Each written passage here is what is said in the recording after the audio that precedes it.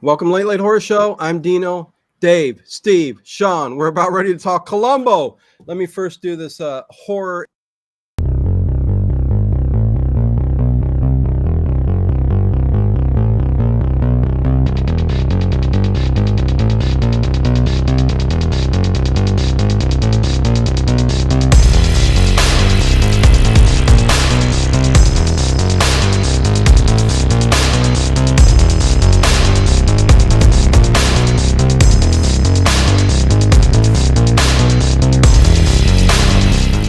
Is it just me? Or is it getting crazier out there? Yeah, that intro, you may have seen Rosemary's Baby in there, which Ruth Gordon plays Abigail Mitchell in this episode. But anyways, Dave is going to do an introduction here. But first, you guys, welcome. We're here to talk Columbo. We got two great guys here that do a couple good podcasts, really fun shows. I'm going to let Dave introduce that. But hit the thumbs up button. Check out the description below where all the links are and all that good stuff. And take it away, Dave. Introduce Steve and Sean of the Columbo Confab and a couple others. So go ahead. This is like an incredibly huge. And hello to everybody. I'm sorry, Dave. I always We'll get to the chat. We'll get to the chat. Okay, hold on a second. Harry Scott, Kathy Edward Toon, all you people, all you good people out there. Black Roses, what's going on? Good to see you. Edward Stewart, Andrea, Harry, what's going on? Good to see everybody here. Another fun show. Bill Boyer just came in. He says, hi, gang. What's going on? Okay, Dave, go on. Take it away. All right. And of course, anyone in the chat, hello to everyone, especially Ed Stewart and Connie that I saw in earlier. You are more than welcome to ask questions of Steve and Sean. It'll appear on our right-hand side of the screen. As I mentioned, this is a big thrill to me because I'm a huge Columbo fan. And about 6 years ago, which is scary to think it's been that long, I was looking for a Columbo podcast. And there were a couple I didn't like. And then I found this one with a really cool graphic, which was the Columbo Confab podcast. And they had just started season 2. And when I started listening to them, it was like I found my people in terms of talking about Columbo, because it was a show that was somewhat focused on the series and also somewhat focused on the really cool relationship between Sean and Steve, because they had Steve and Sean, as you notice here, Dave is fanboying here a little bit. Oh, totally. This is awesome. Would ask you for your autographs. He's like, yay! No, go on. And Cow Fart, back from the dead. I'm glad cancer didn't take you. Forever. Yes. But go on, Dave. Yeah. So they did, first of all, they did a Doctor Who podcast, The TARDIS Tavern. Then they did the Columbo Confab. Then they did shit we watched on Netflix. And now it's the Murder, She Wrote. It is the Cabot Cove Confab podcast. So they have done podcasts forever. My really first question is how did you two meet? And decide to start doing podcasting? Well, you take it. Yeah, you take it. Oh, okay. Well, I was working with a company that gave me a lot of free time to listen to podcasts, and I always thought to myself, wow, I wish I would have there was a podcast that did X, Y, and Z. There was nothing that quite fit what I wanted to listen to. So it occurred to me, why don't I just create a podcast that I want to listen to? And so I knew I needed a co-host, and I put out, I forgot what form it was on, Sean. It was Dave's. It's Dave Huey, Who on Who. David Huey. Right. And I put out a request, anybody want to do a podcast? And Sean wanted to do it. And so that's how we started. And we didn't even know each other at the time. It was just, two strangers. Yeah. So we set up a blind date over the phone, basically. Got really drunk and talked for 4 hours and said, okay, we're doing this. And that was in 2009, I think. So, it's been some time, yeah. Yeah, it's funny when there's so many good shows out there that I think that's how me and Dave started coming together and talking about Kolchak and stuff, because there aren't too many people out there talking about the episodes. You know what I mean? Mm-hmm. So I get what you guys are saying. You need to find somebody to talk about the things you like, right? Yeah, and it's not like this is like Star Trek or Doctor Who, where you could literally find Well, a it was dozen Doctor Who. at least. Yeah. Well, at that's the true. time, when we started, there weren't, I would say, maybe a dozen Doctor Who podcasts that were active at the time. And I like to think that towards the end of our run, we're probably in like the fifth, probably most listened to Doctor Who podcast. Yeah, Or at I least would. in the top 5. Yeah, That yeah. was- Did it surprise you like how many people like got into Columbo when you started doing the Columbo Confab? Yeah, because I was into it, and when I was into it like when I was in high school. Like I would tape these episodes off of TV and crappy VHSs. They looked terrible. I mean, back then, if I could see what I see now, like on Blu-ray, and I was the only person I knew who did this because there was no internet. You just thought you were the only one, and it wasn't until I started going on. There are like a dozen different Columbo Facebook groups. I'm old, so I do Facebook. I don't do Reddit or. Facebook brings the elderly. Yes, it does. No, but what really shocked? This is like, oh my gosh, right? I would tape Columbo from the crappy channels. It wasn't even like a major network channel. It was like channel 56, KDOC and some weird podunk city. And Gary Coleman doing commercials in between. And I'm just like, this is amazing. And I would get home from work and I would just like start taping these Columbo episodes. And occasionally there'd be one I didn't see and it'd be like, oh, this is so cool. Hold that up again, Dave. That looks like a brand new Maxell VHS tape. It looks like. So are you still working your VHS recorder? We're not going to talk about that. Okay. Nothing wrong with that. I mean, I want to set mine up with the old TV and VHS and then go watch the good movies on the 4K TV. You know what I mean? So, yeah. But you haven't, Dino hasn't watched any of the 90s yet. So he doesn't get. I don't know. I'm not a 90s fan. I'm an 80s fan, and then other decades, whatever. But there's one episode where I think it's George Hamilton puts in a blank tape. It's labeled blank tape. And literally, it's so funny because he pulls like one of these off, and it comes off like super smooth, like a chloroform type of. Oh, thing. I remember peeling chloroform. off. Man. Yeah, whatever those sticky things were. Yeah. Not even my sister-in-law's green thumb can take a tape off of a videotape like that. And listen, everybody, we are going to talk about the episode after we talk a little bit here, but it is Try and Catch Me, Season 7, Episode 1. It was first aired November 21st, 1977. We will get to it.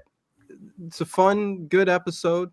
Fun, I don't know. It's a good episode. But anyways, continue, guys, as Sean takes his Lipton tea and drinks it down. Yes, I enjoy tea. In fact, I'm running low.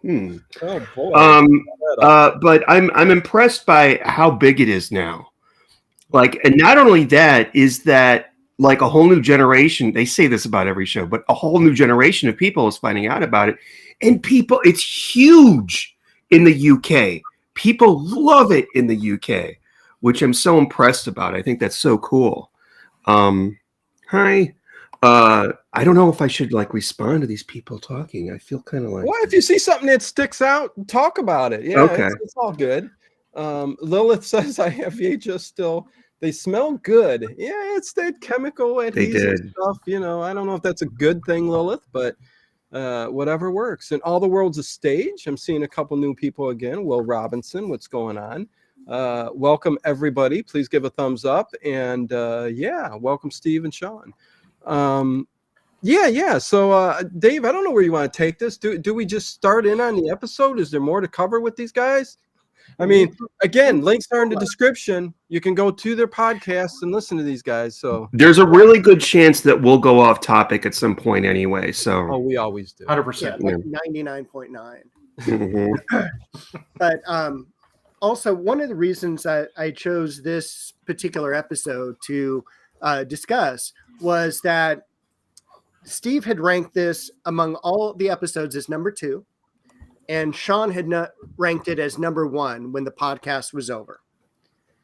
So if you guys rewatched it for our show, did your thoughts change about it? Would it be re-ranked today with, Jack Cassidy's, for instance, being higher or anything like that?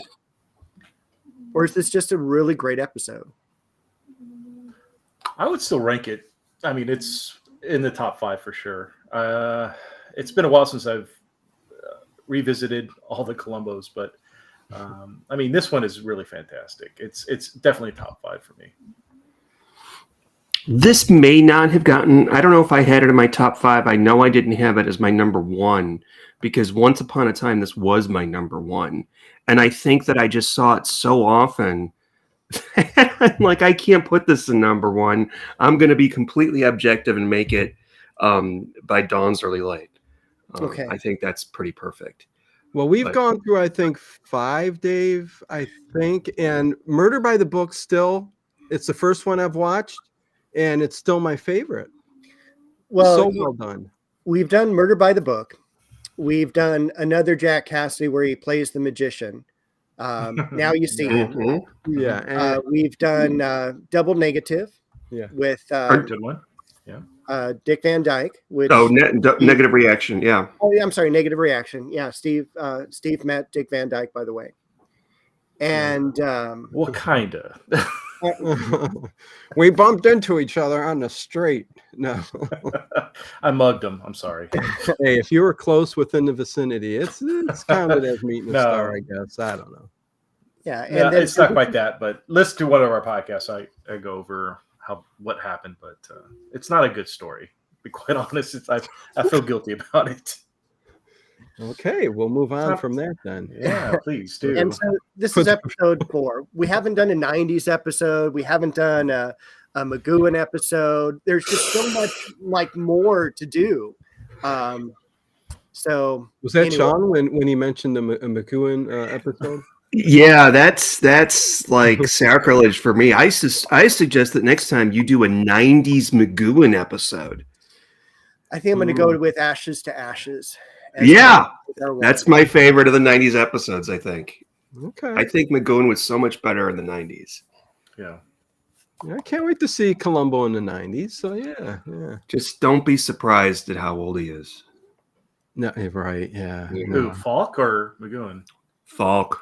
Yeah. Well, both of them for that matter, but you can really tell how Peter Falk aged. Well, he's pretty rough even in these early episodes. Yeah, this is true. This is true. Like he gets no sleep. He's just, sitting around worrying, pulling his hair out all the time. I mean, there's a certain look to Columbo, So and a diet of chili and hard-boiled eggs. That'll do it. And if you look at the very first pilot episode, Prescription Murder, they kind of downplay the scruffiness. His hair's all nicely combed. Of course, he's younger. I think he's a little bit more. No, he's not. He's actually meaner. Anyway, we're not doing that one. We're doing this. He's more angry in the later episodes. Bring it down a notch there, Columbo. Let's. I guess, Dave, let's start talking about Try and Catch Me because. All right. I mean, if that's fine with you guys, I mean, I really, really enjoyed this episode. Again, I said before, Columbo makes it. I mean, that's what it's all about. But Ruth Gordon, I think, playing Abigail Mitchell in this episode, very rich, murder author, writes murder mysteries. So she should know how to kill someone. But, that never works out the way, right, Steve, Sean, Dave? I mean, come on. Yeah, I think she's kind of the polar opposite of Jessica Fletcher, if you will. I don't think Jessica ever really plotted to kill anybody, unless you believe the theory that she's a serial killer. But we don't subscribe to that theory on the Columbo Confab. Just like Mrs. Columbo is real. Not real. Not real. Not real. I'll tell you, I watched this episode last night, and I noticed Peter Falk, or at least Columbo, did not have a wedding ring on. See? Thank you, Dave. Yes. Okay. Didn't catch that, but that's great evidence for my case. Yeah. Something inside. Kathy says she was spunky in this episode. Yes. Again, Ruth Gordon playing Abigail Mitchell. It's very, very good. She made this for me. I mean, she was the main part of this whole story. Her character, everything was driven around her, and I really did enjoy it. And of course, everybody knows she's from Rosemary's Baby. She played Minnie Castavette.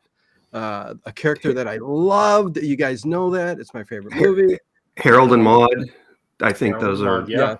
Yes. Yeah. Oh, she played a lot of stuff. So yeah. She's What I find interesting about Ruth Gordon is she plays herself. I don't everything I've seen her in, she's always Ruth Gordon to me. I was watching something on Pluto TV. I think it was one of the Bob Newhart shows, and she was on that, and she's playing herself. It was the same character. Yeah, she's got one of those voices, I think, and just mannerisms that, it seems like she's always, like you said, she's Ruth Gordon. She's always going to be that character, So yeah. Yeah, she's also 81 at this episode. Jeez. Still alive. So she's. Oh wow. Yeah, you can see it around the mouth. And wait, I'm being mean. I'm sorry. What? Lots of wrinkles. I mean, That's I was going to say she's the same age as Joe Biden, and then I'm like, wait, I better not say that. Oh Don't go boy. political. No. Yeah. Oh, I think he is 81, isn't he? No, he's 95, I think. I don't know. Anyways. Okay, so moving on. Let's start talking about this, Dave. We start in the Abigail Mitchell mansion, which we will see in later episodes as well. And I think we'll also see it in Murder, She Wrote, if I'm not mistaken. Several times. All right. Which is actually, it's about an hour away from me, and I almost drove down there this morning just to, get some pictures of the exterior. Oh, how cool. Yeah, it's I live in LA, and it's just in Pasadena, and it's really a neat mansion. She's sitting in this beautiful room, and she's staring at this picture of her niece, who she absolutely adored, and she's a good-looking niece. I will say that. Well, not anymore.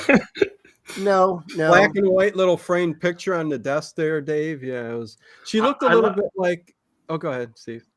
Oh, I was just going to say I like that Abigail had a Matt Lauer button on her desk. That was very. Did she really? I didn't notice that. Okay. Yeah. What's a Matt Lauer button?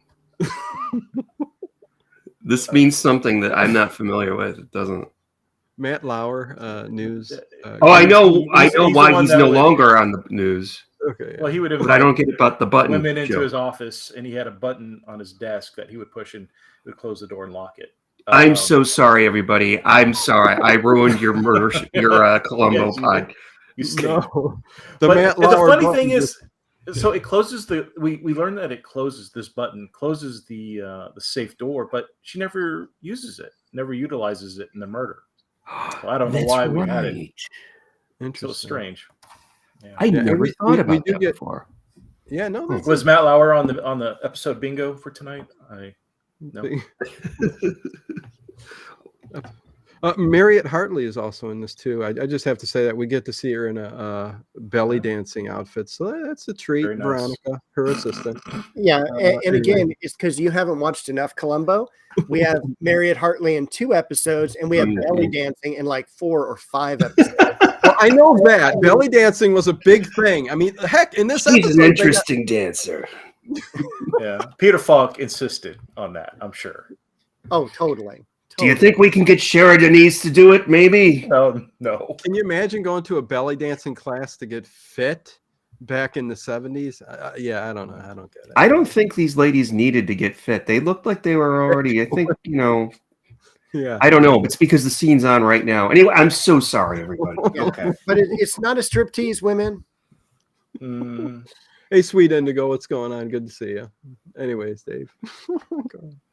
I remember my mother, when I was little, she had those little bells. And so putting 2 and 2 together after watching this episode, I was like, oh my God, my mother actually took one of those classes.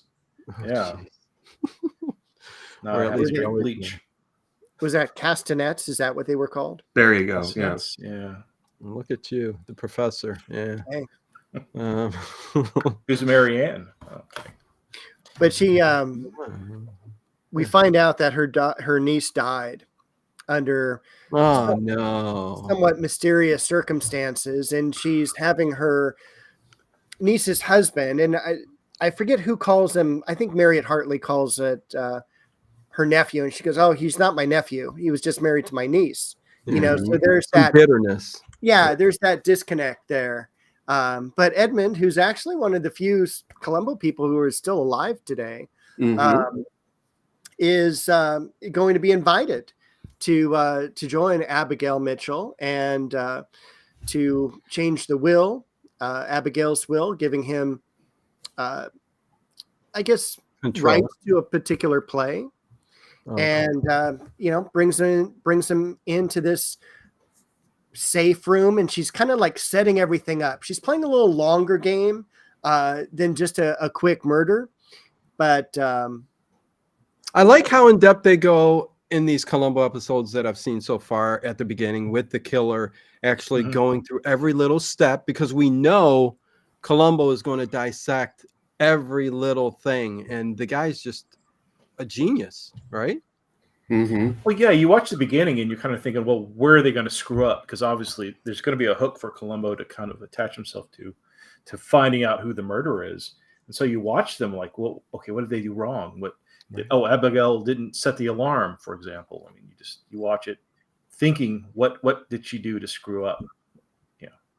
And Columbo always comes in and just right away he goes, yeah, I got it. He just knows like right away, like, he's some medium or something like that. But now her motive for this actually really heinous crime, like, it's probably out of all 69 or whatever Columbo episodes, it's probably like the worst way to die in all of them.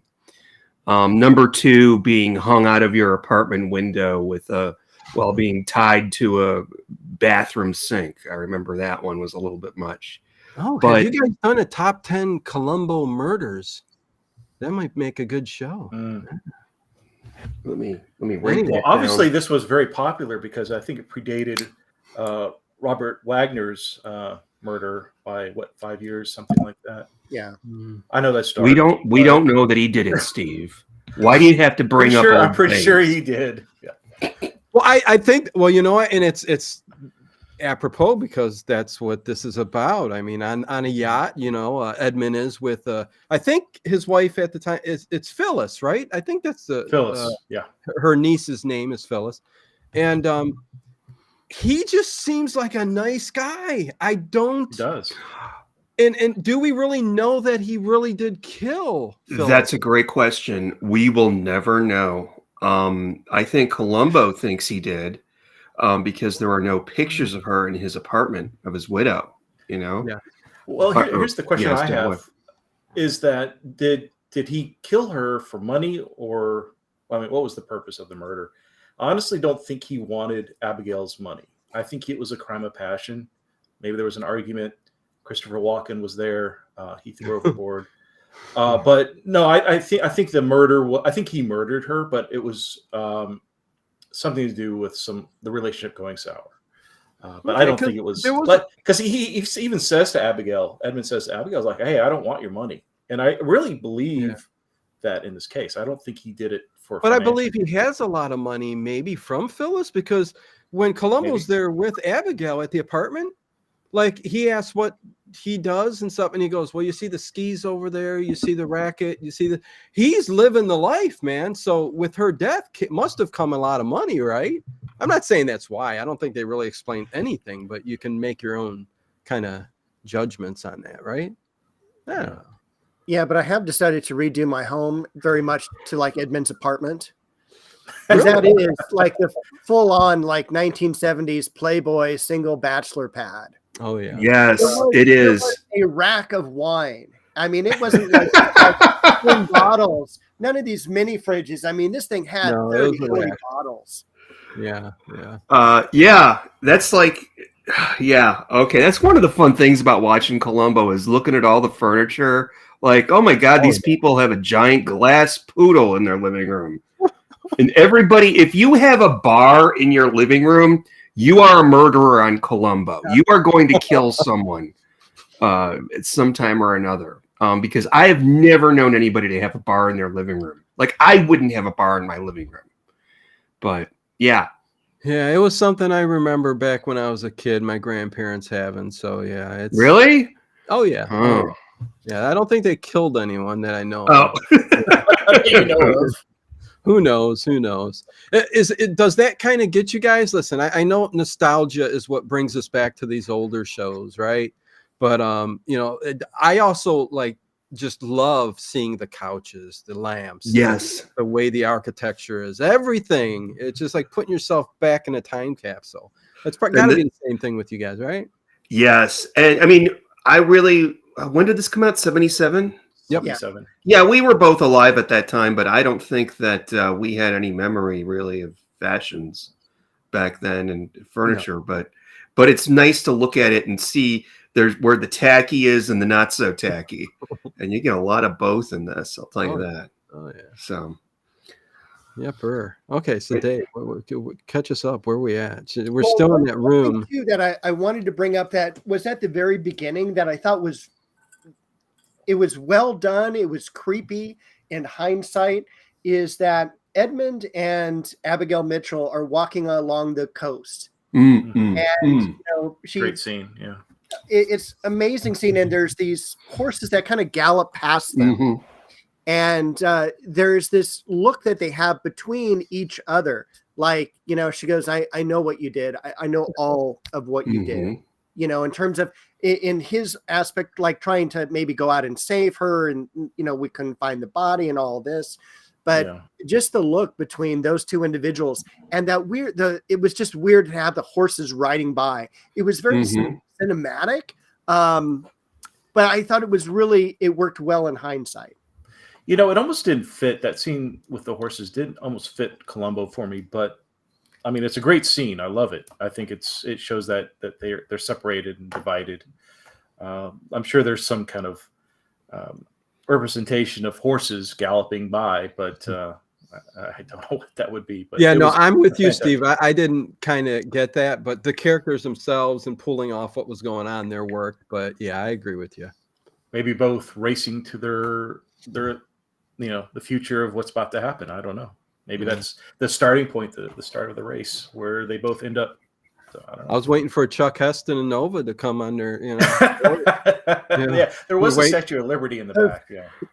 I just want to say, shout out to the person, I don't know who it was, I'm sorry, who said, "Oh, Ezra." Shout out to Ezra, who said, "R.I.P. Doctor Who. You scared the hell out of me just now. I was afraid that Tom Baker had died." What? No, sorry. Never mind. You know what? Don't go on Facebook in any groups because rest in peace is for everybody out there living. So okay, all right. You just can't believe it. It's so crazy, man. But anyway, Tom Baker's been on our Sean and I's death watch for a couple of years. So same with Dick Van Dyke. Yeah, death watch. Two great guys. Anyways, so you see, getting back to the episode, yes, she starts to rig the I guess bank vault that she has in her home, which is like I don't know if that was a selling point for the mansion or not. It's a gigantic walk-in bank safe. Like, how much did that cost? Oh my god! Totally. Well, listen, the woman's got a big giant estate. I mean, yeah, it's not that big, Dave. I mean, it's big enough to keep your stuff in there, I guess, right? I could live in that thing. Come on. Yeah. We also get to see Abigail's lawyer, and every time I see him on the set, I keep wanting him to say Corleone. Yes. This is just a game we play. You're olive oil boys. Martin Hammond, the lawyer. Yeah, not a big role, but yeah. No, but he played the senator in Godfather 2, and just an excellent actor there. But she lures after they're basically going to be going to like New York. She says, "Edmund, come around the back way. I want to, there's a couple things we're going to take care of before I go." It's so weird. Yeah, and setting up the murder. Yeah. So I mean, and the fact that she sabotages a light switch in her bedroom, that I mean, lawyers And she's can do gonna anything, I guess. she's gonna get her lawyer to fix it at the very last minute. You know, she's not gonna Not call someone to suspicious do at it. all. That's the Yeah. type of person she is. Like, I can get you to do anything. You're my lawyer. We're gonna be late for a plane, but could you fix this light switch? There could be a fire. You know, and she I won't be able to flashes her eye. sleep. We're gonna have to find a new lawyer if you don't fix it. Yeah. You know, that's what Anything, Abigail, anything to get us out of here.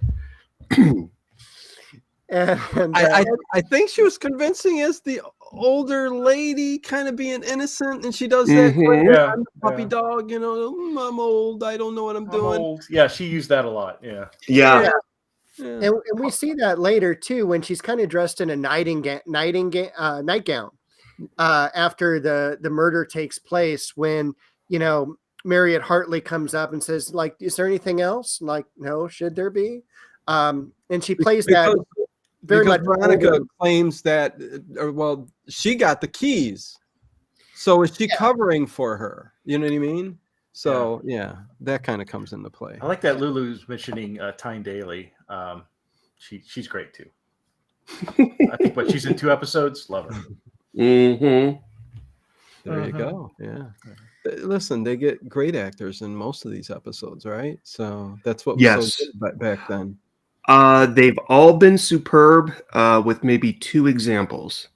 I think that I never liked Jose Ferrer in this Really? show. Well, that episode was not good. Well, the episode is terrible, and he's an Academy Award-winning actor. He's been in a lot of stuff. He's an acclaimed international actor. He was terrible in it, but I think that might be. Is that a 90s script? episode? No. Oh my God. Okay. That's the one with Robbie the Robot, I think. I think Robbie ruined it.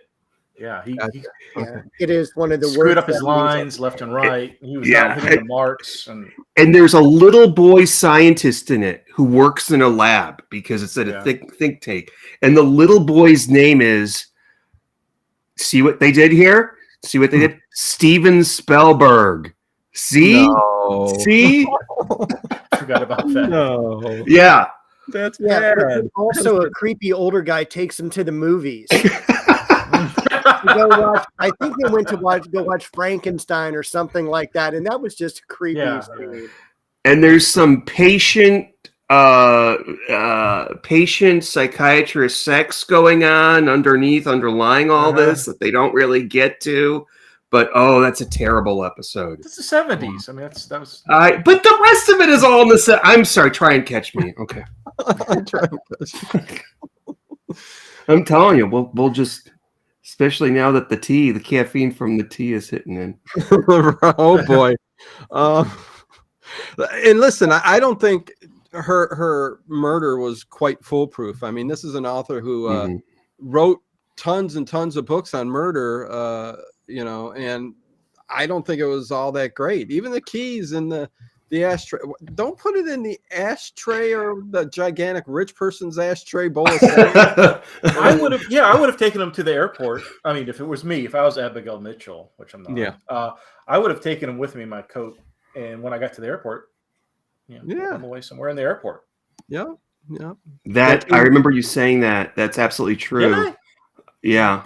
That's absolutely true. That was not a good move. Get them away from the murder scene. I mean, but you know what? You don't really complain about it here because you're kind of on her side in a way. You're kind of rooting for her, even though that is just kind of reprehensible. There's, we idolize shows like, The Sopranos and movies like The Godfather and Scarface. These are evil, bad people. And Steve, I think you said it the first time we did a podcast about this episode. Abigail Mitchell is evil. She's an evil, evil woman. I think the reason I said that was because she's so likable. I mean, you root for her. Oh yeah. Yeah. Well, they end the episode, and again, all over the place is totally fine. But we end the episode with her just like, the admission coming and then just saying, can't you just let this go? Because I'm an old woman and what am I got? You know what I mean? And I do like how Columbo comes back and says, just like you're a professional, I am professional. So yes. Yeah. It's So got one of the Well- best endings of any Columbo. it's a pretty good ending so far. Yeah. It's really good. Okay. Yeah. Well, I like the scene where Columbo is basically they're both laying their cards out on the table, saying, "Look, I'm not going to let you go. I'm too much of a professional. You are too. I think you understand." It was a good scene.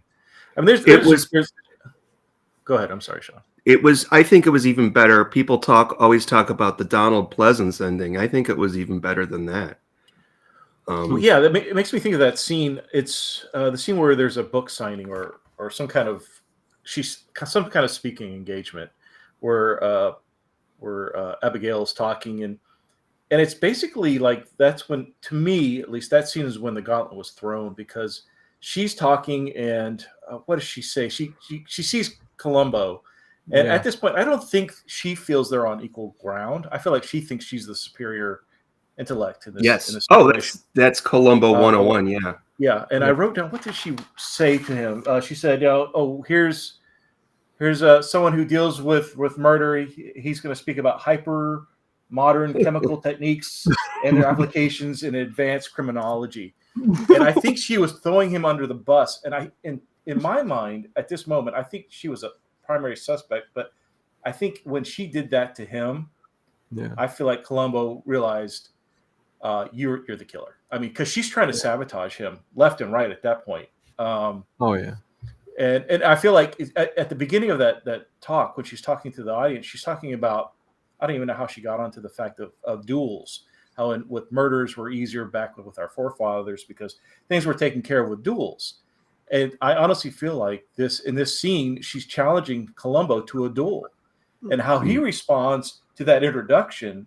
I mean, he says great. Like, "Hey, yeah," he said something to the effect that, I sometimes I respect and I sometimes like the killer. Doesn't mean I appreciate what they did, but sometimes they can be respectable people and they just do make bad decisions. And so, to me, that was the gauntlet was thrown with the two. Yeah, and the name of the episode is "Try and Catch Me." And that infers sort of a trickster, like nah boo boo, I'm gonna gingerbread man type thing. Try and catch me. She plays it that way too. Yeah. And she's like, he doesn't know that I think it's a game, but he does know. He's on it. And you know what? We always mention when does he initially? And I know we're not going through the story chronologically. I'm so sorry, but when does he think that she's the murderer? Do you guys remember? What is the moment? I honestly think that scene, I think he suspects her, but I think at that book, speaking of it, that I think that's when he kind of lasers in on her as being the killer. Yeah. Dave. I think, well, there's a couple really good points where after Edmund is murdered, for those of you who don't know, he gets into the safe and he suffocates while Abigail's in New York. And it's a horrible murder. And it's one of the most horrible murders that we see in the entire thing of Columbo, entire series run. He says right when she comes back and they're interviewing everybody that this was not an accident. It was a murder immediately. Because like there's security switch wasn't turned on, a couple other things. Right. But I think it was turned on. Yeah, it was. But she didn't turn it on, and we see her not turn it. I'm so sorry, Dave. That's okay. And when I think he does is just after the scene that Steve was mentioning, when they're at the apartment of Edmund, and there's no pictures of his wife. I think that really brings it together for him, saying, here's the reason, here's the motive, and now we just need to figure out how we can get you arrested. Well, interesting in that scene, Dave, is when Columbo asks Abigail to come with him to Edmund's apartment, and he's walking around, he's pointing, he's thinking, and he's walking to the room, and Abigail's right behind him, step by step, mimicking him the whole entire time. Yeah, making fun of him. But I think at the end of that scene, that's when she realizes, holy shit, I've got somebody who's probably, if not on equal level, he's more smarter than I am. Is that the same scene where he tells her that she'll have to delay her cruise, and she gets really pissed off for the first time? Oh yeah. And I'll be happy to talk to your lawyer. Yeah. Yeah, but what's also interesting at this point is she's also knows that Marriott Hartley has the keys or knows about the keys, and I'm surprised she actually lived till the end of the program. Yeah, because Jack Cassidy or Robert Culp would have just shot her. You know. Well, you never blackmail the killer in Columbo. You always end up dead. Well, except for this one. Typically, end up dead. I think this is the only time where an accomplice is still alive at the end of the show. Because I truly think it's just because of the death of her niece that, she just really wanted to rub him out, I mean, in my eyes, that's what I saw. I don't know. I'm sorry, I can't resist. Go ahead. The gauntlet has been thrown down with Columbo and the murder of a rock star. Dabney Coleman does not kill his law partner who is blackmailing him for the death of his wife. That's true, Sharon Denise. Yeah. Yeah, you're right. Okay. There's a lot of like Columbo-isms in this episode too, but I mean, one we get to see the car, see dog.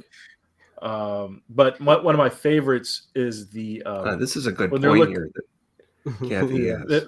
They're looking at the investigators just at the very beginning. The investigators are looking outside for footprints, and they find them outside in the garden. Yeah. And they have a Edmund's shoe, and Columbo has this. I don't know if he has a shoe fetish or what, but it gets brought up a lot. He's always looking for a new pair of shoes. Yeah, these are French shoes. He goes, yeah. See these rounded toes here? That's a French style. And the investigator turns it over to look at the sole. He goes, "Oh, it's made in Italy." Yeah. Stupid shit like that. And Dino, there is a thing with shoes that seems to come up now and then. Okay. And so he literally has a shoe fetish then, huh? Something I wouldn't call it. He's always needing a pair of shoes. In one of the Robert Culp episodes where he's like, there's a football player. He accidentally steps into the water in a pool and he ruins his shoes. And so the whole episode, he's all, how much do you pay for those shoes? He's always looking for shoes. Oh, man. But I love the, it's made in Italy. Oh.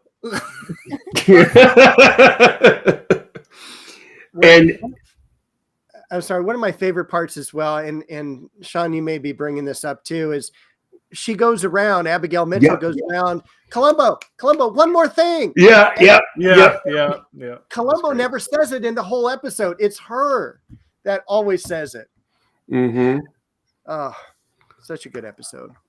Yeah, you had something to say, Sean. I don't know if we threw you off there a bit, but I have a theory. No, actually, Dave said it exactly. That she says.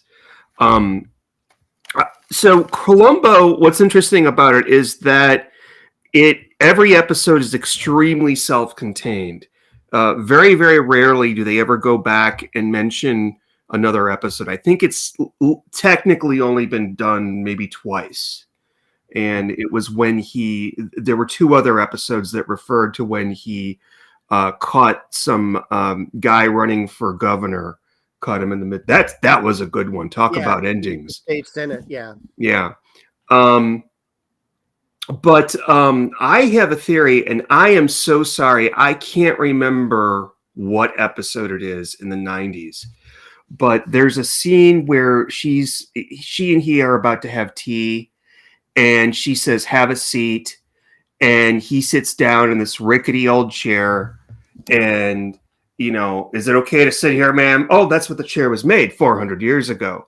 Oh, yeah. And they don't bring it up again, but he does say in a later episode, well, this one day I was in this lady's house and I sat in the chair, and I can't remember what episode it is, but my personal fan theory is that this refers back to Try and Catch Me. I may be wrong, though. Well, it could be. Nobody knows what I'm talking about. I love when that happens. It was a memorable scene, that's for sure. I liked it. Doesn't Columbo reference when he's on the cruise ship at the end? Doesn't he reference about he and his wife being on a cruise ship before? They had taken yes. Before. He mentions it. Yes, that's You know what? that's absolutely right. Yes, you're right. My wife and I, we tried it, and yeah, that's right. He mentions the cruise in the Mexico episode too. Yeah, that's right. An With, episode which Steve does not like. you know, who was that guy from Con? Robert Ricardo Montalban.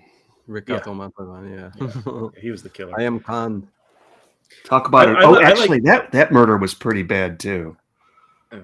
I like to imagine that they're boarding the Love Boat. Quite honestly, in my Oh yeah, no, that's a good Captain Stewing is welcoming them on board, and so Columbo's got to go talk to the captain about taking Abigail. Now we're mentioning all these things, and it's like I'm thinking of Dino. Dino, you still have these wonderful things to find out, like Columbo and his wife go on a cruise, and there's a murder, and he has to solve it. And, oh my God, you haven't seen that? You haven't seen Leslie Nielsen? I know. Yes. Yeah. Listen, I'm anticipating each episode that we do. That's for sure. They've all been pleasant. I've enjoyed each and every one of them so far. And he has not yet even seen any old port in the storm. Any old port in a storm. Listen, I know I've got plenty of that one. And that's why I have this written down. It's just for Sean that I'm not one of the Marino brothers. The Marino brother. I can't do it right now. Oh. Marino brother. They'll make wine. I tell you what, one thing I've gotten from this, one thing I've gotten from Columbo too, because you guys were talking a little earlier about when did you think he suspected the killer. I've gotten the impression that Columbo's kind of takes the character as most detectives, where you go with the most logical person who might kill right at the beginning of the show. And it seems to me he catches on in everything I've seen so far right at the very start. I mean, he may not come right out and accuse that person, but you could tell in the eyes, the way he's acting, pointing things out, that he's already on to her even the minute he comes out of that safe and she shows up, Am I wrong? I don't know how the rest of the episodes go, but I have to think about that. But the way that he acts towards her, like, oh, I don't believe that, ma'am. All these books, and it really seems like talking down to her. Yeah, he's talking down to her, and he's onto her really quickly. Well, he says certain things that, if taken out of context, kind of point to the fact that she's the murderer. And it's like the beginning. Right. He says something like, "Oh, well, since you've been planning this murder," or he says something to that effect. And what he's talking about are the books, and of course, it throws her off guard. And there's something else he says to her that. If you're not paying attention, it sounds like he's pointing the finger at her, saying you're the killer. Oh yeah. But in effect, he's just saying something like, "Oh, but you wrote all these books where you understand the killer," and that kind of stuff. So. Don't count on it, Miss Mitchell. Well, she said later on too that I know what I'm doing in the books, but when I'm not writing, I'm very scattered. So yeah, covering her butt. But she's also 2 years ahead in her book production. And one of the scenes that I've got on right now is them at the Santa Monica Pier when they're looking out into the ocean. That's one of the best scenes when she's, got her hair tied back again, kind of this older woman play. And she's just about to throw Edmund's keys into the water, getting rid of them for good. And she's like, Columbo sneaks up, and I love the way she goes, "What's wrong with your dog?" His belly. I like taking him for walks to see the boats or the sailboats. It makes him frisky. She's like, "How can you tell?" I know. He gets excited. It's one of those big basset hounds that are they got 5-inch. Listen, I love animals, but they got 5-inch legs, and their body, they're not supposed to be bred that way. I mean, oh my God, don't get me started. Okay, don't get me started. Let's move on. No, I agree with you, but I could go on and on. Yeah, I know. Well, also at the beginning of the death of Mrs. Columbo, where we've got a basset hound show. It was Murder Self-Portrait. Okay, Murder Self-Portrait. At the very beginning, it's the first time we see Columbo at the very beginning of an episode. Normally, he's 10, 20 minutes in. This is the first time he's at the beginning, and he's at a show with all these other basset hounds. That is sometimes done well when they introduce Columbo at the beginning. You know what? You know what? No, I can't think of a time that it wasn't done well. So sometimes it's extremely charming and fun. Sometimes it's just sort of okay. But I don't think there's ever a time when Columbo's introduced before the murder that it just kind of sucked. Oh wait, the McBain episodes, those two maybe. But yeah, I don't think. Okay. Those are not. Well, Those do you are think not it was a part of- coincidence that? Wait, go ahead, Dave. No, I'm just saying. Sean mentioned the McBain episodes. There's 2 90s episodes that really are not part of the canon. They suck. We don't speak of them. Yeah, there's one there's not even a murder. You're talking about it though. Let's move on. No, we don't talk about that here. So do you think it's a coincidence that Columbo showed up there at the same time at the pier? No. Can't be. Yeah. He's following her or something, you know. So yeah, I think so. But she's looking at the yacht, you know. It's reminding her of Phyllis dying and you know what Edmund did, and she's getting ready to throw those keys out. And this is the part where they're going back and forth about the keys, and she hands him the keys. Here's the keys. I'm not the murderer, right? I don't know, Abigail. I think that was a little bit too much there. I think at that point, I think she realizes that it's only time before she's caught, and I think at this point she's trying to get Columbo to sympathize with her. That why she brought up her niece's death, Phyllis. You know, and she even says later in the episode, it's like, I really wish you would have been on that case. Because she felt that the police had closed the case too early, but I think at that point she realizes what she's up against and that he's onto her, and so she's trying to sympathize to his his emotions, hoping that he'll be willing to let her go for pity's sake, you know. Yeah. And cinematography wise, there was a scene where Columbo's back at the estate waiting for Abigail to come in. I like these types of things, imagery. You know what I mean?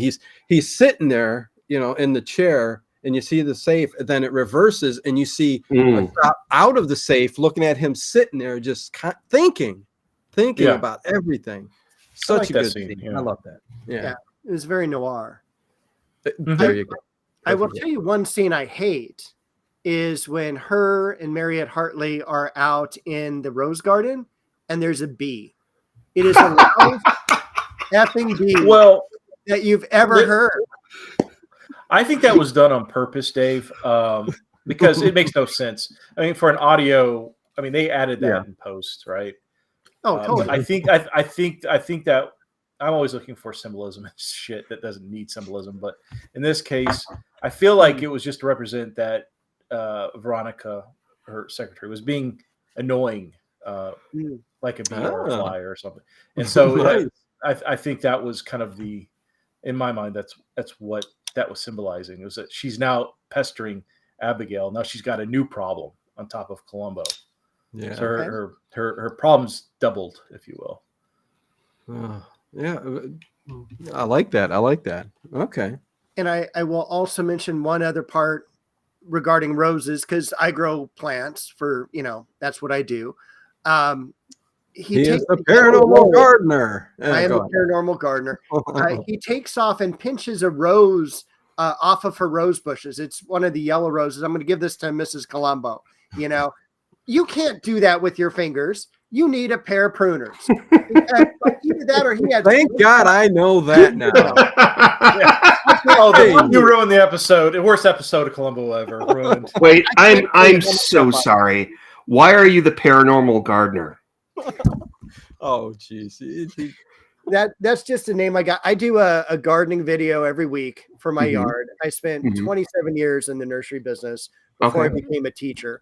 And so doing this and Art Bell and all that, he comes over here, he's doing a paranormal show with me. So I just call him the paranormal gardener. So okay. All right. I'll let Jim Harold know. Yeah. And let me tell you something, you bastard. Now I listen to Jim Harold. I listen to Jim Harold. Campfire Tales. There's a wine and crime podcast I listen to, and it's all because of you, Sean. Oh, I talk about that? I didn't know I talk. Okay. All right. Yeah. But let me tell you something. I cannot wait to meet the numbers lady that was on Jim Harold. Was it Gladys or something? Did you hear that episode? I remember it vaguely. It's not a topic that I'm really that particular topic isn't one that I'm really into. But you're gonna meet her? No, I am dying to meet her. Okay. It would be so cool to talk. So I know this is what people want to hear, but years ago, before COVID, Jim had on this guy called the Psychic Attorney. And then during COVID, I put up the money to have the Psychic Attorney call me and actually do a reading for me. Oh, wow. And I'm just going to say it was about 80% true. The other 20% could have gone here or there. But yeah. Okay, try and catch me. What did he hit? What was true? Like there were things that he said about my grandmother and my relationship with her that he could not have known from any kind of I don't know, Facebook search database, whatever. It was very eerie. So yeah, Hey, Brian. Dave, I just want to bring up, I love Art Bell as well. I actually will pull up his old radio broadcasts on YouTube. Yep. And I love the music he uses for his opening with Giorgio what's his name? Marauder. Okay. Marauder. Close I'm enough. disappointed, Steve, because I couldn't pronounce it, and you told me how to say it one time. Well, I've had a couple of drinks now, so it's a little difficult. Okay. No, yeah. Listen, Art Bell's king on this channel. That's how I started everything off so many years ago.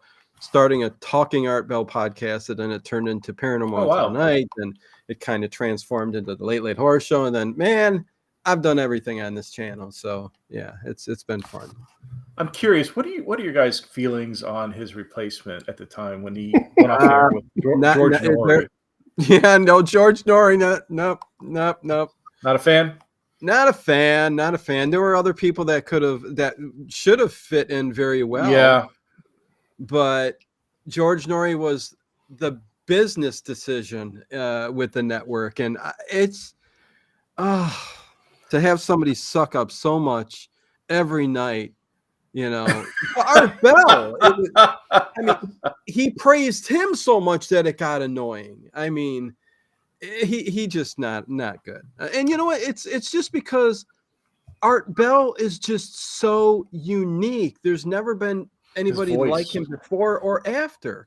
He's a guy sitting in a shack at his home, but you know, just sitting there out in the middle of the desert. Yeah, and he could walk right out, look up at the sky, see what it was. Just something special, man. I don't think we'll ever get that again. But we've done about a dozen tribute shows to Art Bell, and they're always fantastic. So many people love them. We talked about replacement hosts, and you know, for me, it was George Knapp or Ian Punnett. Ian Punnett would have been my choice. Well, Knapp was good, and I know Whitley Strieber did a few episodes during Art Bell's time. But it's interesting. And he took over Dreamland too, so we did get a show from him. But I just unfortunately Whitley's a little nuts in my mind. A little.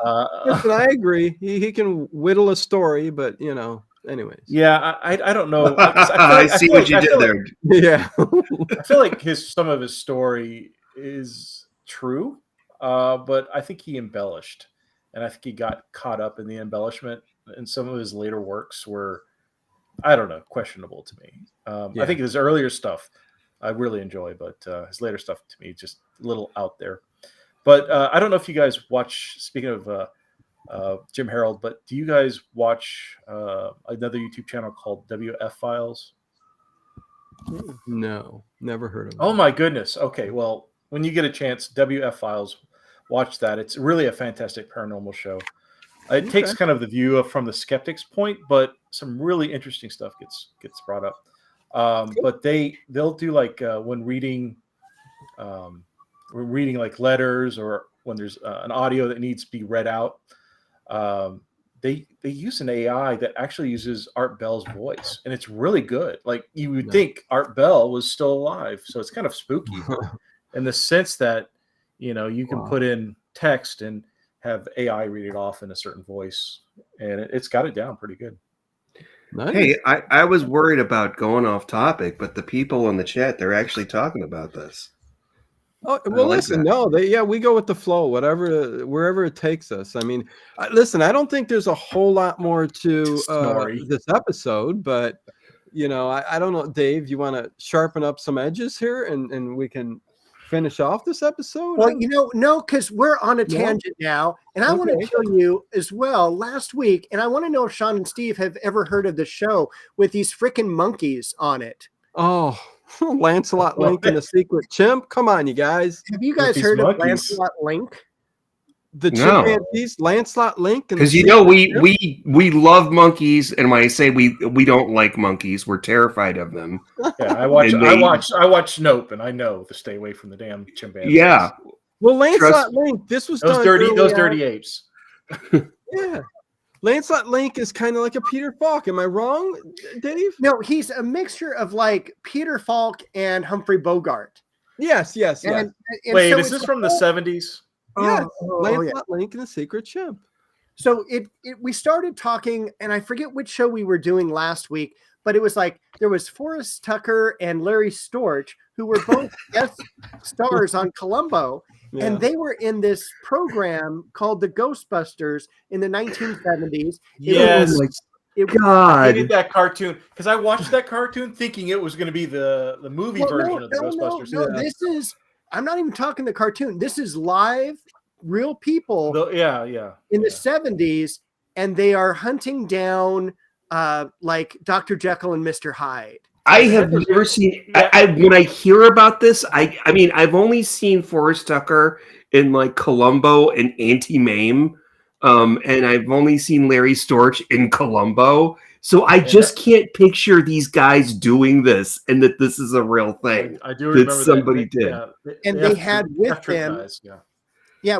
They had with him a real like freaking ape, and it was a dude in a costume.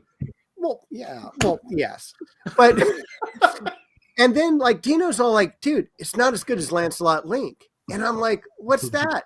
And there are these little chimpanzees and they're doing all these stories. Like I watched one and it's like they dress them up like there's one that's a girl where they put lipstick and a blonde wig on her, right? Or Mata Hari.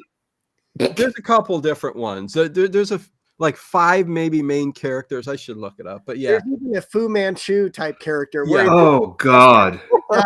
I mean, talk about, can you get any more racist in the 1970s?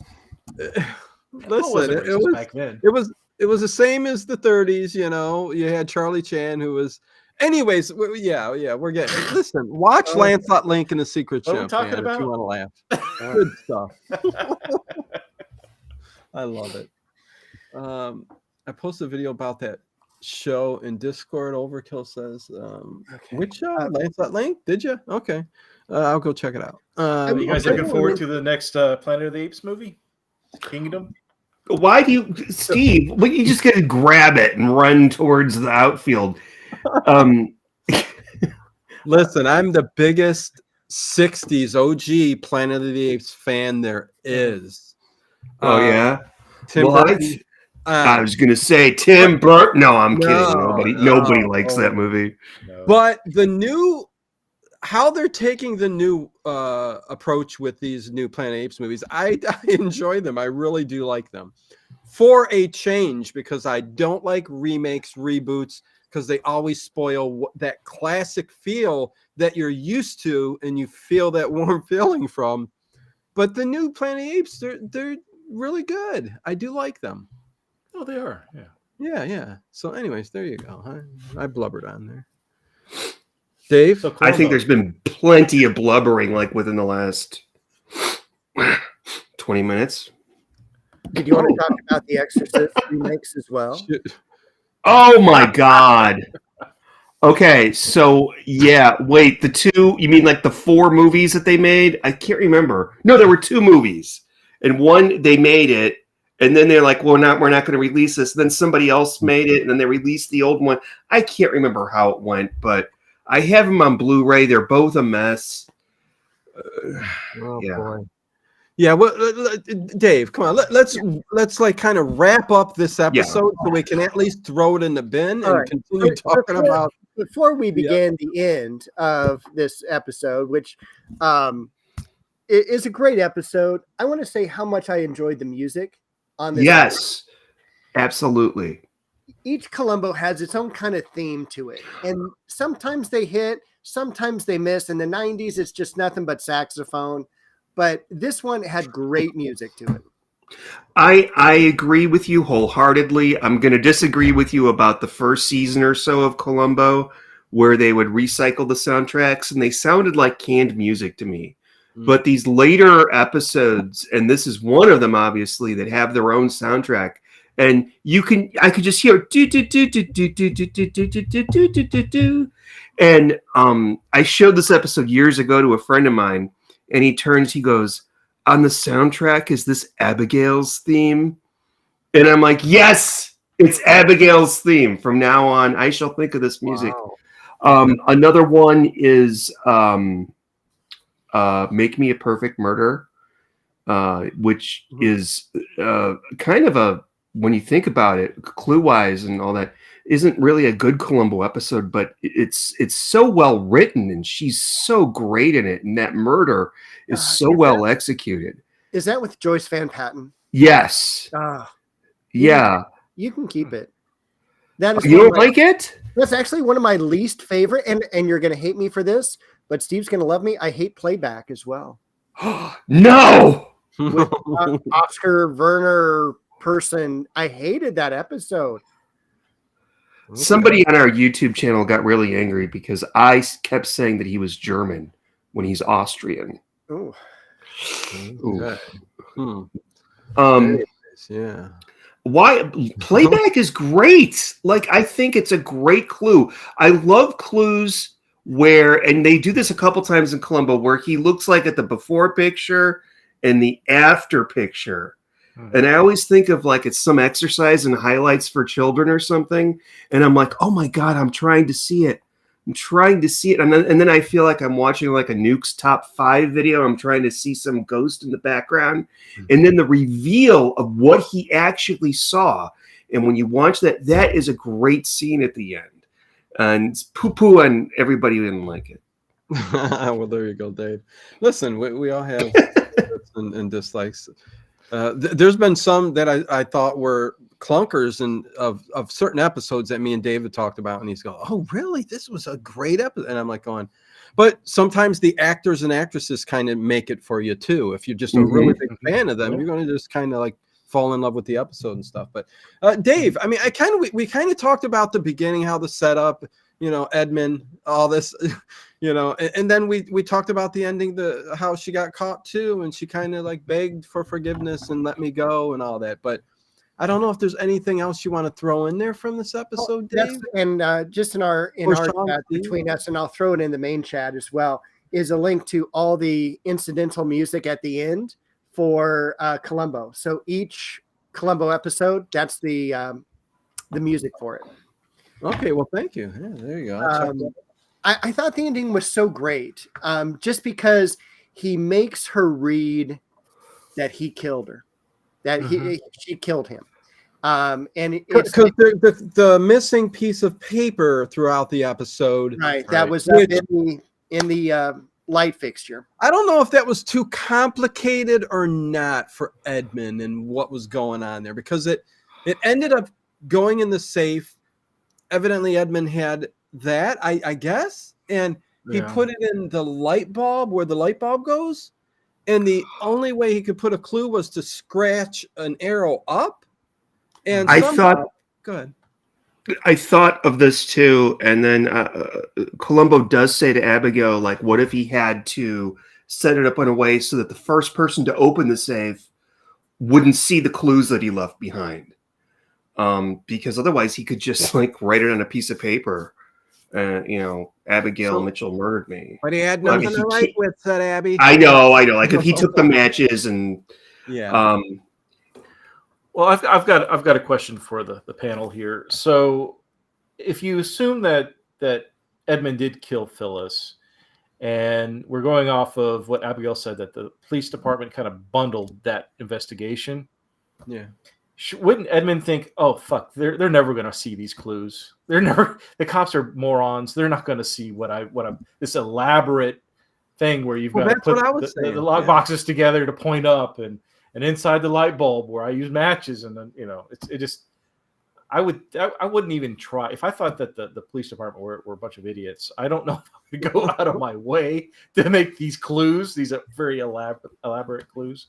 I don't know how long he would have been alive in that safe, and because he's got to take out all those drawers and scratch them with his belt, and then he's got to take the lamp down, and he's tearing the paper, and he's only got 6 matches. There was a lot of work that was involved there. Yeah. Yeah. Hey, Randy. Hello, James. Jameson. UFOs No Joke. Again, we got the Columbo Confab and their new one that you guys are doing right now. What is it, you guys? The Cabot Cove Confab. Yeah. That is correct. Yes. And if you go into the links in the description below, you can click that link and go over and listen to these guys talk about all these episodes and shows and stuff. And last episode, Night of the Coyote, we talk about skinwalkers briefly. Mm-hmm. There you go. Nice. Yeah. Skinwalkers are actually brought up on Murder, She Wrote. But it's funny when you find a good couple of guys, and Dave knows this from me and Ted. Listen, we got some gold on the channel. But anyways, I'm patting my back. Gold, Jerry, gold. Because you never know. And that's the whole fun thing about finding a good podcast where people are talking about things you love, and they veer off into topics or things that you don't even, that's not even about the stream. And it just makes for such a great experience and a fun one. And there's not a whole lot of people out there. Listen, I hate the professional ones where they're scripted and they sit down and it's just number one, let's check it off. We talked about it. I can't stand that.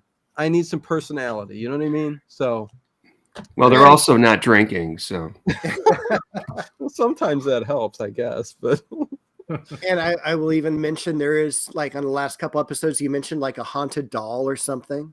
Oh yeah, Angela, she's right there. Do you want to see her? Yes. Yeah, bring her down. Yeah. All right. Well, I'm going to do, because I've got a cat that wants to get out of the room, so I'm going to do 2 for 1. Okay. Yeah. I hope Sean's wearing pants.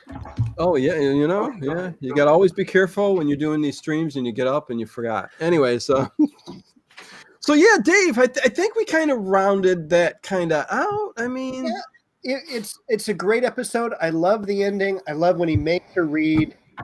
She's the one who killed him.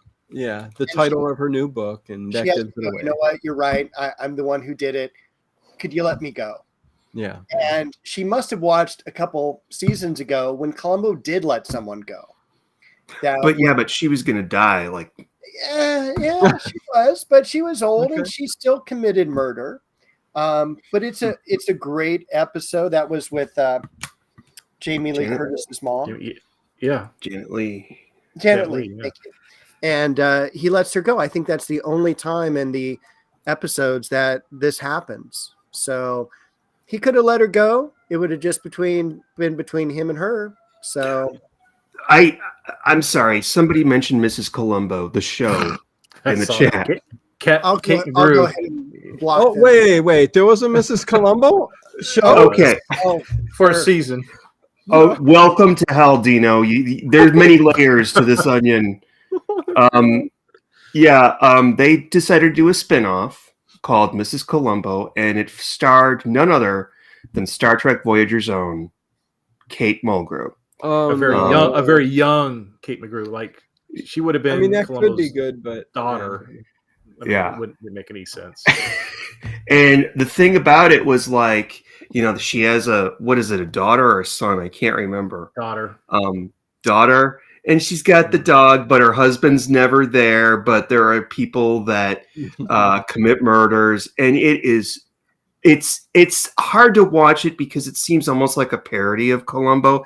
There's a guy who commits a murder because he's a ventriloquist, and his dummy is telling him to do it, just like in the Anthony Hopkins movie Magic, except it's on Mrs.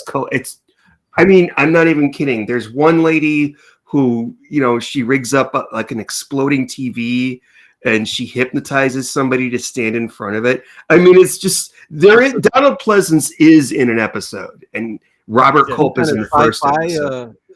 Episode of Columbo or something. I don't know. What? It sounds weird. It sounds weird. Sounds kind of sci-fi like. I don't know. Meets Columbo. I don't know. I think it's all on YouTube. I know if you've got the Columbo DVDs, there are at least like 3 episodes that are on there. Did they include those on the Blu-ray set? No. Blu-ray's not going to touch that. They said, no way are these going on the Blu-ray. So then after the first season, we can't call this Mrs. Columbo anymore because the people that made Columbo are getting a little mad. Peter Falk disavowed it too. Yeah, we'll call it Kate Loves a Mystery.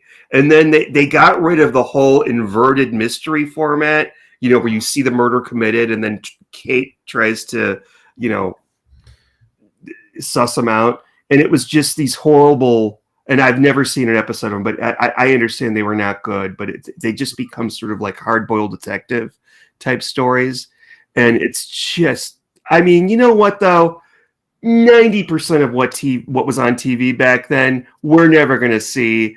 And it lasted 1 season or 1 week. So, Well, what decade was this, Mrs. Columbo? 80s. Early 80s, yeah. Yeah, early 80s. Okay. I'm not gonna. It's no Heil, honey, I'm home. Okay, just to let you know, that's the name of an actual freaking comedy TV show from the UK, starring some guy as Adolf Hitler coming home to Ada Braun. And I know it. Yeah. This is an actual, and somebody told me about this, and I'm like, I don't believe you. Yeah. You're making this up. This is, and then I'm like, oh my God, it actually exists. If you start digging in, if you start digging into some of the Brit shows back in the 70s and 80s, you'd be surprised at what you find, man. Start digging. Anyways. Well, you'd find Captain Stephen Peacock. I know that. He's in here somewhere. Yeah, he is. Yeah. I will mention that Connie says it is not worth the watch. I agree with that, because also Kate Mulgrew is not like a detective. She actually works like at the penny saver. She's like literally, she's getting this that's right, weekly newspaper out, and like her editor is like, her confidant is just such a screwed up show. Yeah. It is not. She deserved better, is what she deserved. Yeah. Yes, she did. Well, she did. She got Star Trek Voyager. But I don't know if that's. Anyways, we're not talking Star Trek, so go on. Or Orange is the New Black, even if you're not a Star Trek fan. Okay, all right, fine. I can't make anybody happy. Fine, what am I going to do? I mean, okay, so I don't know, Dave. Let's go around real quick. We got about 10 more minutes or so. I'm keeping it at an hour and a half. I got to start the overnight stream tonight. What are we watching? Sherlock Holmes, all that good stuff. Favorite episodes by everybody. Could we do that? Talk about that real quick. I think, mine is the first one that we watched, Murder by the Book. So, I that's my favorite. I love it. It's the first one I was exposed to, thanks to Dave. But yeah. How about, let's get from Sean and Steve. Favorite episode. Come on, you guys got one. You know what? If you asked me like 5 weeks in a row, I'd probably have a different answer. I mean, there are a lot that would never be on the list. I'm sorry, but Murder in the Book wouldn't be on the list. Okay. I think that Jack Cassidy's other 2 episodes are much better. The one that you guys didn't do, Publish or Perish, I think is really good. I love him. Cassidy was great in that. Yeah.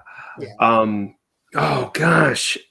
This week, it's almost like I want to say Try and Catch Me because we watched it, but when this was, I'm watching in the background or the foreground here, and when this was over, the episode after it came on, and it's an episode called Murder. This is my favorite this week, Murder Under Glass, starring Louis Jourdan as a restaurant critic.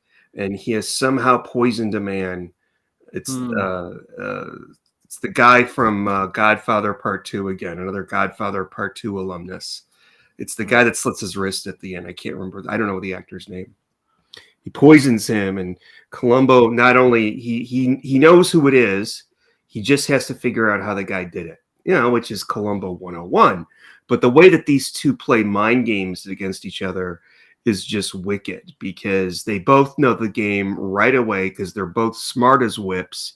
And it's one of those endings where it's almost kind of like this ending, except instead of them telling they respect each other through kindness and all that, they tell them they respect each other through, like reading worthy of RuPaul's Drag Race, how nasty they are to each other. So it makes for a great episode. And you'll also be really, really hungry after you watch it. With a few, there's some 70s food in there that seems a little bit, but I think the word is ass pick. Yes, that's absolutely right. Yeah.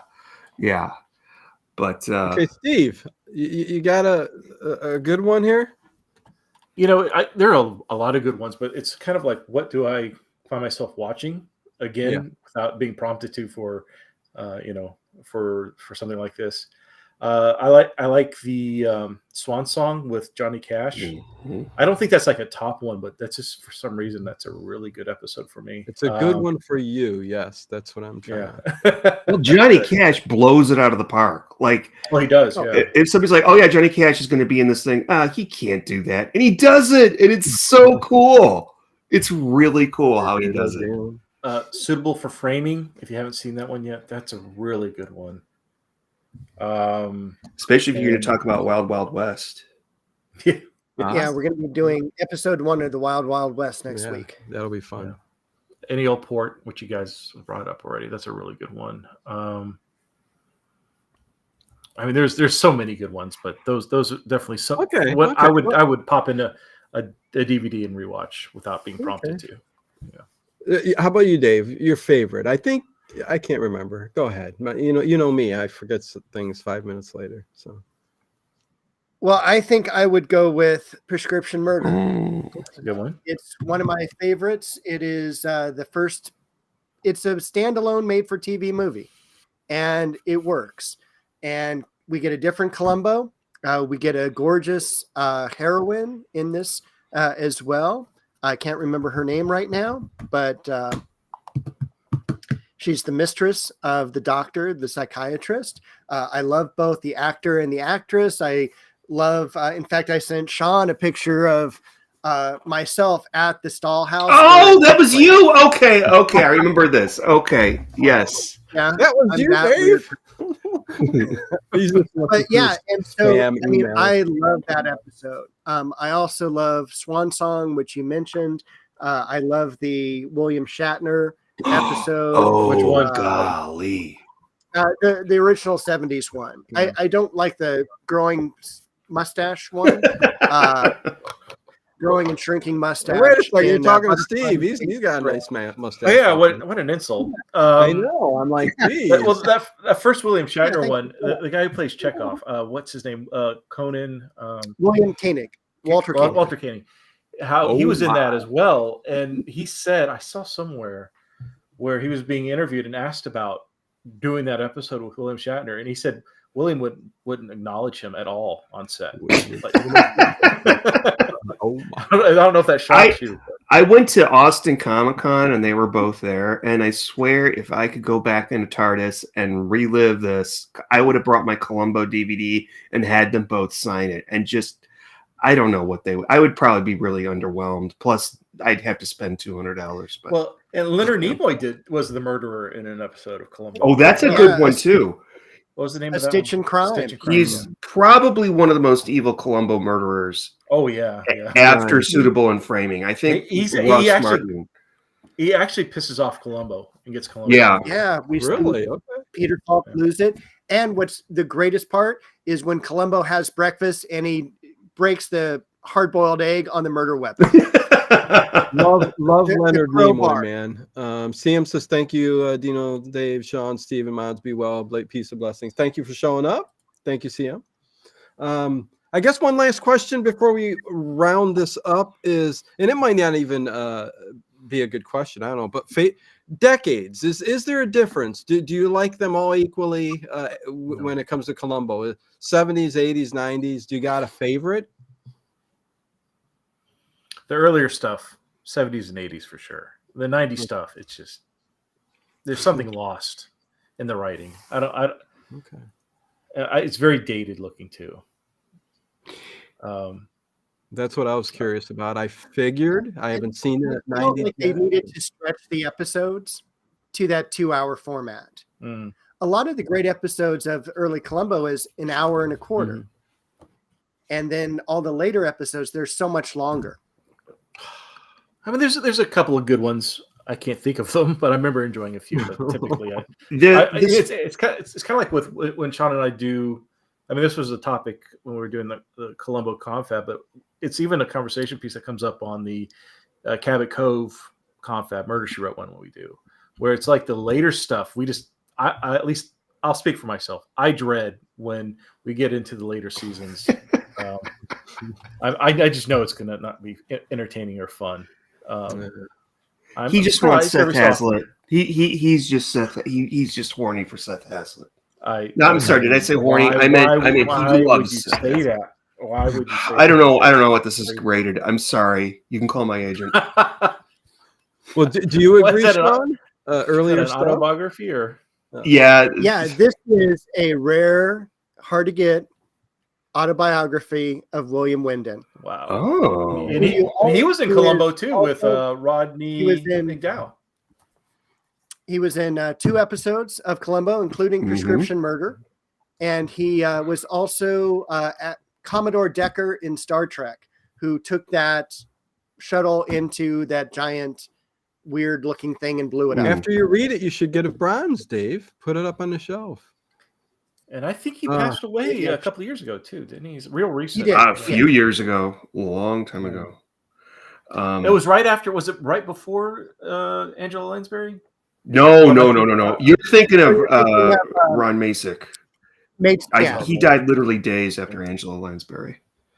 Who also has a great autobiography that is, he goes, I met all my heroes from A to Z, and it literally goes through all the great actors he met. Kim Cattrall was in an episode as well, huh? Yeah, I think it was her first thing. I know this might have been Jamie Lee Curtis. Jamie Lee Curtis was in an episode. Yeah, she was in the Bye Bye Sky High Murder as her first acting credit. Really? It is her first? Yeah. Okay, cool. I believe it's her first. That's awesome. And where she goes, you can't have a donut. You can't bring outside food. And he goes, what do you want to order? He goes, I want a donut. She hands it back to him. There's these moments in Columbo like that. There's the one, the exercise fitness one, where he goes to look something up in the computer and that lady has to help him. And she's like, she's really nasty to him. She has no patience for him. And he has no patience for her. Nothing is said. It's all implied throughout the entire scene, but it's great stuff. And I remember for a few years back there were people that were really looking. She's uncredited. They wanted to know who the actress was because she did such a great job in this, 2-minute scene. But nice. Okay, so earlier stuff, better. Is there a roundabout number of shows? How many shows did Columbo produce? 69. I knew Dave would know easy right number away. to remember. Yeah. Okay, 69. Really, it's 67 because we don't count. Oh, that's right. Yeah. Some we don't. Thank you, Red. Appreciate that. Listen, I would love to have you guys on again in the future if you want to. Really appreciate it. This was fun. Sure was. Yes. Thank you. We didn't get to talk about pinball. Listen, I know we got an hour and a half. You got 2 great pinball machines in the back behind Steve. We didn't even get to talk about that. Oh God, what pinball machines are those, Steve? Come on. Can you see them? Yeah.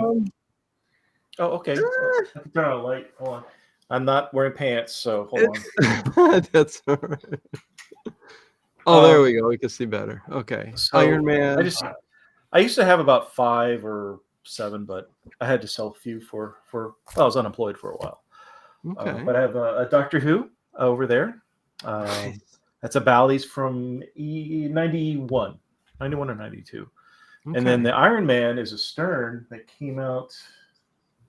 When did that guy come out? It's been about 10 years now. And then I've got a digital video pinball machine behind me. So Okay, that's what I thought that was. Yeah, you get them all in that one little machine. I'm a big pinball guy, man. You know, you can't get me on an Xbox. I'm going either old school pinball or Atari. Atari. Yeah, no, Asteroids. I know they had a Space pinball Invaders. cartridge, but I don't know if I classify that as pinball. But it's Anyway. I will say the actual physical pinball machines feel completely different than a digital. They're a lot harder. Oh, yeah. It's that tactile interaction you have with the machine it really changes it up. Oh, Sean's I down. think Yeah. someday the whole world is just going to light up and it's going to say tilt. Tilt. That's Sean, an actual, really quick. actual Columbo. We need to see your haunted Dow. Come on. Oh yeah, you didn't bring Or is it too Oh, much to shit. go? Oh, yeah. I thought you said something else. So sorry. Oh. So this is only like the second time this is the first time I brought her down off the shelf. Okay. And so this is Angela. She is a haunted doll. Okay. I'm crossing my fingers when I say that because I bought her off of eBay. And I'm just believing that she's supposed to bring us good luck. Well, I went on a cruise and that was fun, but I got COVID. That wasn't fun. it's like the But monkey's paw. Yeah. So I don't know. This is So Angela. the only thing haunted about that doll is you bought it off eBay and it's Yeah. unhaunted. But it's the podcast Moscat. Podcast Mascot. Looks like a mascot. teddy bear to me. No, it was advertised as a doll, and I'm really disappointing everybody who expected to see like a porcelain doll with one eye missing and hair hanging down like a Japanese ghost in a frilly dress. It's just a bear. But you know what? I'm sorry. It's mine to believe. Actually, I don't want to Sean, touch it that much. you should tell them about the experiences that we've had. Oh, which ones? Which one? Holy cow! You forgot already. Well, if nothing pops out in your head, I mean, I don't know what to say. Yeah. Well, there's when he first. Go ahead, Sean. The Fresno Nightcrawlers. No. So the first time Sean told me that he had bought a haunted doll off eBay, I chuckled. Oh gosh. Okay. This is ridiculous. I can't. Well, this is your story, Steve. All right. Well, and I just thought it was ridiculous. So he finally got it in the mail, and I think we were podcasting, which we do. We use Skype to talk to each other back and forth when we record our. Because we're old men. Yeah, and so Angela came up in conversation, and he was saying, "Oh, I got her today," or she came in the mail, and as we were talking about her, I'm in my mind, I'm kind of thinking, oh, "Come on!" But as Sean's talking, the Skype connection kind of breaks up, so I couldn't hear what he was saying. I really didn't think much of it. I'm like, Skype sucks, breaks up all the time, and there's a lot of times where I have to go with what Sean, where he was going at the beginning of a conversation and kind of follow up. No big deal. So I don't know, like a week later, we were both playing Dead by Daylight, which is it's a video game where you play as there's a killer and then you've got 4 survivors. Yeah, we're man children basically. We're 2 man childs. Listen, and how we talk when we play with each other, we just use our cell phones. And so I'm just curious. We don't know how to use Discord. Yeah. So I asked him, "So how's Angela?" And Sean talks to me, and then all of a sudden there's static on his line, and I can't hear what he's saying. I'm like, "Okay, that's pretty fucked up. That's what are the odds using 2 different forms of communication? Whenever the doll gets brought up, communication before and after is fine. It's just whenever." And then there was another situation where we were talking, and Sean broke up again when we were talking about doll. So like 3 times in a row. Communication's fine, but whenever she gets brought up, except now I can hear everything fine, but just a little weird. Either it's very coincidental. Really, it or was Sean maybe over it's- there changing things up. Maybe, yeah, that you know, could be an Steve? explanation. They're gonna believe it's haunted. I paid a good amount of money for this thing. Anyway, It's like what they say, Steve. It's too much of a coincidence to be a coincidence. It's my Jim Harold. yeah, No, do your Jim Harold voice. You do a pretty good one too. for sure. I just did it. I can't do it again. Talk about a man child right here. I mean, I'm so small. I got all my toys around me. I don't- understand. It's totally fine. I won't judge. And there's others that will judge, like What? the person that I live with. But not that hard. It's like, just keep it in these 2 rooms. Don't let it go anywhere else in the house. Oh, But yeah. I will put my toys wherever I please. I think I it's a great hope- collection. What's that? I said it's a great collection. Oh, this is just like a tiny little. Well, I can't fit in the frame everything I got. I mean, it's just crazy. It's you crazy. can't see above me, but I have a face hugger hanging on my ceiling fan, Oh. just waiting Oh, to pounce nice. on me. Yeah. Nice. Love it.